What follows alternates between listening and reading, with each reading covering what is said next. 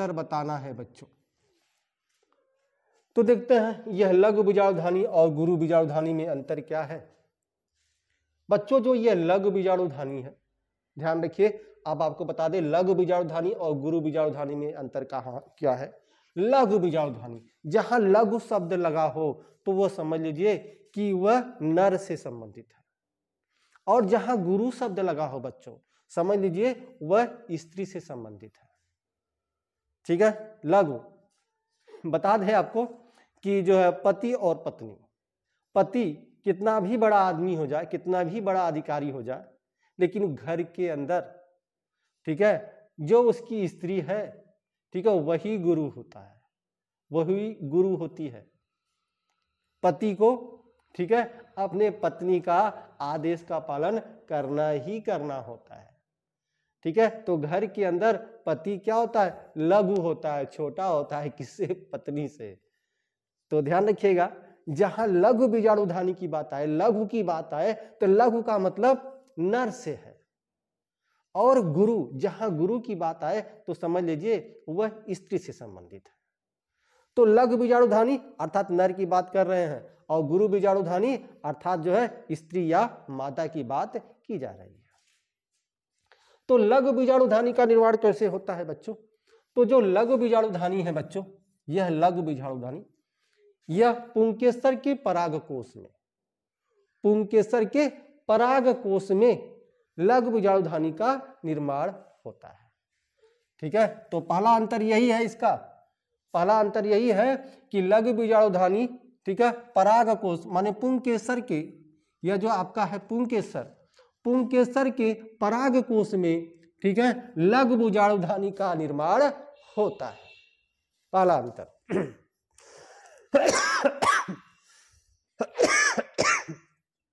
Sorry बच्चों, ठीक है बच्चों, क्लियर हुआ, समझते चलिए और उसका 60 नोट्स आप बनाते चलिए। तो लघु बीजाणुधानी का पहला अंतर मैंने क्या बताया कि जो लघु बीजाणुधानी है इसका विकास पुंकेसर के परागकोश में, ठीक है, लघु बीजाणुधानी का निर्माण होता है। दूसरा गुरु बीजाणुधानी, अभी हमने बताया कि जो अंडप है, ठीक है, अंडप में जो एक अंडप है, अंडप में बीजांड के अंदर, ठीक है, गुरु बीजाणुधानी का निर्माण होता है। दोनों में अंतर समझ में आ गया, इस चित्र से ही अंतर समझ में आ गया होगा बच्चों। थोड़ा सा ध्यान देंगे तो अंतर को आसानी से लिख लेंगे। इसी चित्र के सहायता से पहला अंतर आप लिख लेंगे। दूसरा अंतर क्या है बच्चों इसका, जो लघु बीजाणुधानी है बच्चों,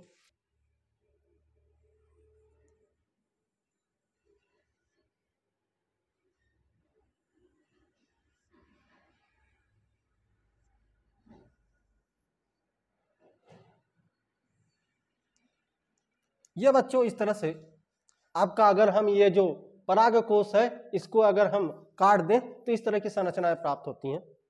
ठीक है, यह 2 पाली में होता है, 2 पाली में होता है, और 4 चैम्बर होते हैं, 1 2 3 4, अर्थात यह जो परागकोश है, परागकोश के चारों कोनों पर, परागकोश के चारों कोनों पर देखेंगे, इस चारों कोनों पर लघु बीजाणुधानी का निर्माण होता है।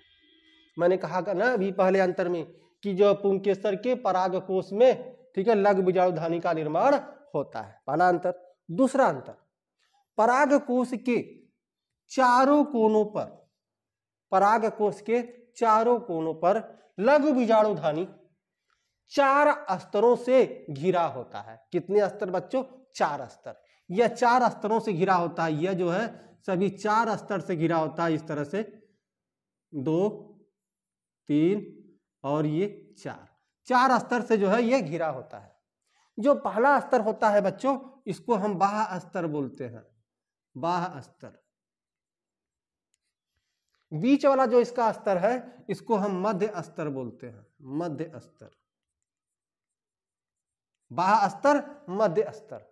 और जो सबसे अंदर वाला है, इसके अंदर वाला है, उसको हम अंतः स्तर, अंतः स्तर। और सबसे अंदर की तरफ जो है बच्चों, वह जो स्तर है उस स्तर को हम बोलते हैं टेपिटम, टेपिटम सब अध्ययन करा चुके हैं बच्चों। तो ध्यान रखिएगा कि जो लघु बीजाणुधानी है वह परागकोश के चारों कोनों पर, परागकोश के चारों कोनों पर 4 स्तरों द्वारा घिरा होता है। यह जो 4 स्तर है, पहला बाह्य स्तर, दूसरा मध्य स्तर, तीसरा अंतः स्तर, चौथा टेपिटम स्तर। ठीक बच्चों, अब हम गुरु बीजाणुधानी की बात करें तो गुरु बीजाणुधानी हमने देखा कि यह अंडक में अंडाशय के बीच यह भ्रूणकोश होता है और यह भ्रूणकोश जो है यह 2 स्तरों से घिरा होता है। ठीक है, तो यहां आपने जो है लिखा जो है अंतर में कि लघु जो बीजाणुधानी है वह परागकोश के चारों कोनों पर 4 स्तरों द्वारा घिरा होता है। वह आपका बाह्य स्तर, मध्य स्तर, अंतः स्तर और टेपिटम होता है। ठीक है, लघु बीजाणुधानी में दूसरा अंतर लिखा आपने। अब गुरु बीजाणुधानी में दूसरा अंतर लिखेंगे कि जो आपका भ्रूणकोश होता है अर्थात जो गुरु बीजाणु जो है धानी होता है, गुरु बीजाणु होता है, यह 2 स्तरों से घिरा होता है। एक यह बाहर वाला बाह्य स्तर, बाह्य स्तर नहीं बच्चों, बाह्य अध्यावरण कहते हैं इसको, बाह्य अध्यावरण, बाह्य अध्यावरण। और जो इसके अंदर वाला है इसको हम लोग बोलते हैं अंतः अध्यावरण, अंतः अध्यावरण। तो गुरु बीजाणुधानी 2 स्तरों से जो है मिलकर बना है, एक बाह्य अध्यावरण, दूसरा अंतः अध्यावरण। उसमें ये सब मध्य स्तर, अंतः स्तर, टेपिटम ये नहीं होता। तो 2 अंतर आपने देख लिया। ठीक है, इसका अगर हम तीसरा अंतर देखें, तीसरा अंतर क्या है लघु बीजाणुधानी। तो लघु बीजाणुधानी जो है वह असंख्य लघु बीजाणु मातृ कोशिका से, यह जो लघु बीजाणुधानी है बच्चों यह असंख्य, ध्यान रखिएगा, यह असंख्य लघु बीजाणु मातृ कोशिका से अर्धसूत्रीय विभाजन द्वारा, किसके द्वारा बच्चों, अर्धसूत्रीय विभाजन द्वारा असंख्य लघु बीजाणु या परागकण का निर्माण करता है। ठीक है बच्चों, अब आते हैं गुरु बीजाणुधानी में तीसरा अंतर, ध्यान दीजिएगा। लघु बीजाणुधानी में मैंने क्या कहा कि असंख्य लघु बीजाणु मातृ कोशिका से, यहां लिखेंगे एकमात्र माने एक कोशिका। ठीक है, गुरु बीजाणु मातृ कोशिका माने एक गुरु बीजाणु मातृ कोशिका से, ठीक है, अर्धसूत्रीय विभाजन द्वारा, ठीक है, 4 अगुणित कोशिका का निर्माण होता है। उस 4 अगुणित कोशिका में से 3 कोशिकाएं निष्क्रिय हो जाती है और एक कोशिका सक्रिय होती है। उस एक सक्रिय कोशिका में पुनः कोशिका का विभाजन होता है, अर्थात उसमें अर्धसूत्रीय विभाजन होता है और 4 अगुणित गुरु बीजाणु कोशिका का निर्माण होता है। ठीक है बच्चों, तो यह अंतर रहा आपका लघु बीजाणुधानी और गुरु बीजाणुधानी में अंतर। अब इस प्रश्न का अगला जो है आपका जो प्रश्न पूछ रहा है, क्या पूछ रहा है कि लघु बीजाणुधानी और गुरु बीजाणुधानी के बीच अंतर हमने देख लिया बच्चों। अब क्या पूछ रहा है कि इस घटनाओं के दौरान किस प्रकार के कोशिकाओं का विभाजन होता है। तो अभी हमने देखा इन दोनों के बीच किस तरह की कोशिकाओं का विभाजन होता है बच्चों, अर्धसूत्रीय कोशिकाओं का विभाजन होता है। तो यहां लिखेंगे, ठीक है, कि जो है इन घटनाओं के दौरान अर्थात लघु बीजाणुधानी और गुरु बीजाणुधानी घटनाओं के दौरान, ठीक है, अर्धसूत्रीय क्या होता है, अर्धसूत्रीय कोशिकाओं का विभाजन होता है। अर्धसूत्रीय कोशिका का विभाजन, अर्धसूत्रीय कोशिका का विभाजन, यह इसका उत्तर रहा। अर्धसूत्रीय कोशिका, अर्धसूत्रीय कोशिका। इस प्रश्न का अगला जो क्या पूछ रहा है, इसमें पूछ रहा है कि इन दोनों घटनाओं के अंत में बनने वाली संरचनाओं का नाम लिखिए।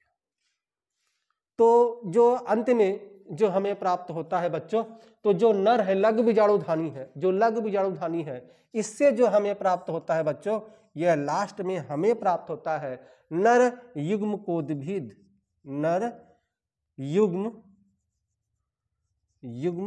कोद्भिद। लास्ट में हमें जो है नर से माने लघु बीजाणुधानी से जो प्राप्त होता है वह नर युग्म कोद्भिद प्राप्त होता है, और गुरु बीजाणुधानी से जो हमें अंतिम में प्राप्त होता है बच्चों वह मादा युग्म कोद्भिद प्राप्त होता है, मादा युग्म कोद्भिद। यह इसका उत्तर रहा। अंतर एक हो गया। दूसरा अर्धसूत्री कोशिका का विभाजन। तीसरा अंतिम में क्या प्राप्त होता है, तो नर युग्म कोद्भिद लघु बीजाणुधानी से, और गुरु बीजाणुधानी जो है वह मादा युग्म कोद्भिद प्राप्त होता है। यही पता है आपका जो नर युग्म कोद्भिद है बच्चों, यह नर युग्मक होता है। नर युग्मक मतलब क्या होता है, परागकण होता है। तो लघु बीजाणुधानी से क्या हुआ, परागकण का निर्माण होता है, ठीक है, नर युग्म कोद्भिद। और जो आपका गुरु बीजाणुधानी है उससे क्या होता है, उसे मादा युग्मक का निर्माण होता है, अर्थात मादा युग्म कोद्भिद। इस तरह से बच्चों हमने जो है एनसीईआरटी के जो चैप्टर 2 का जो है प्रश्न 1 और प्रश्न 2 जो अभ्यास प्रश्न है उसका हमने देखा। आगे बच्चों हम इसका चर्चा बढ़ाएंगे, अगले वीडियो में अगले प्रश्नों को लेंगे। बच्चों यदि समझ में आ रहा है तो इसको जो है सब्सक्राइब और शेयर कीजिएगा, अपने दोस्तों में भी जो है शेयर कीजिएगा, जिससे उनको भी इसका लाभ मिले। यह श्रृंखला बच्चों हम निरंतर चलते रहेंगे जब तक कि आपका अध्याय 16 तक के सभी प्रश्नों का हल हम आपको न बता दें। चलिए बच्चों मिलते हैं अगले वीडियो में, तब तक के लिए बच्चों धन्यवाद।